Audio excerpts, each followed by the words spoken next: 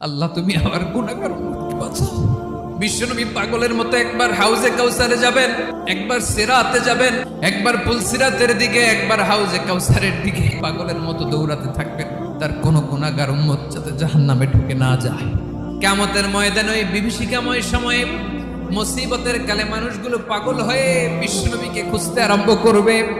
সবাই মিলে বিশ্বনবীর কাছে যেয়ে বলবে, ইয়া রাহমাতাল লিল আলামিন, দেখেন আমাদের কি অবস্থা, সূর্যের আলোতে ঘেমে হয়রান, আজকে কেউ সুপারিশ করতে পারবে না। সব নবীরা অপারগতা স্বীকার করেছে, তারা বলেছে আপনি ছাড়া কেউ নাকি আল্লাহর সামনে দাঁড়াতে পারবেন না, আপনি একটু সুপারিশ করেন। বিশ্বনবী বলবেন, আসো আসো, আজকের দিনে আমি ছাড়া আল্লাহর সামনে কেউ দাঁড়াতে পারবে না।